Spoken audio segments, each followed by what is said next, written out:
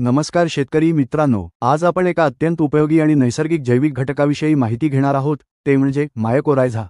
Mycorrhiza वापरण्यापूर्वी हे समजून घेणे आवश्यक आहे कारण की बरेच शेतकरी मित्र यात एक संभ्रम आहे की ह्युमिक ॲसिड वापरल्यानंतर मायकोरायझा वापरण्याची आवश्यकता नाही। पण दोघांचे कार्य वेगळे आहे। ह्युमिक ॲसिड हे जमिनीची गुणवत्ता, पोत आणि अन्नद्रव्यांची उपलब्धता सुधारणारे जैविक संयुग आहे, तर मायकोरायझा हे झाडाच्या मुळांशी प्रत्यक्ष संयोग साधून मातीतील अन्न व पाणी झाडाला आणून देणारे सजीव सहाय्यक आहेत। मायकोरायझा ही एक प्रकारची फायदेशीर बुरशी आहे, जी थेट आपल्या पिकांच्या मुळांशी संबंध निर्माण करते। हा नैसर्गिक घटक पिकांच्या वाढीसाठी, पोषणासाठी आणि रोगप्रतिकारासाठी अत्यंत उपयुक्त ठरतो। मायकोरायझा हे सूक्ष्म बुरशीजन्य जीवाणू आहेत जे जमिनीत असतात आणि झाडांच्या मुळांशी जोडलेले राहतात। हे बुरशी मुळांभोवती जाळ्यासारखी संरचना तयार करतात आणि मातीतील अन्नद्रव्य व पाणी झाडापर्यंत पोहोचवतात।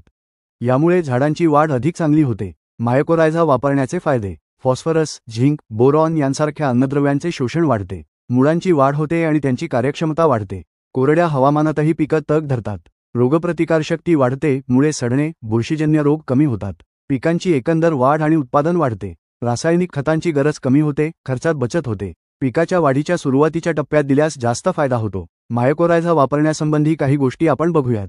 कीटकनाशकांसोबत मिसळू नये। जमिनीत आर्द्रता हवीच, कोरड्या जमिनीत परिणाम कमी होतो। मायकोरायझा जवळपास सर्व पिकांमध्ये वापरता येतो। शेतकरी मित्रांनो, मायकोरायझा ही एक नैसर्गिक जैविक शक्ती आहे। मातीची गुणवत्ता वाढवायची असेल, रासायनिक खतांचा वापर कमी करायचा असेल आणि उत्पादन वाढवायचे असेल, तर मायकोरायझा वापरणे ही काळाची गरज आहे।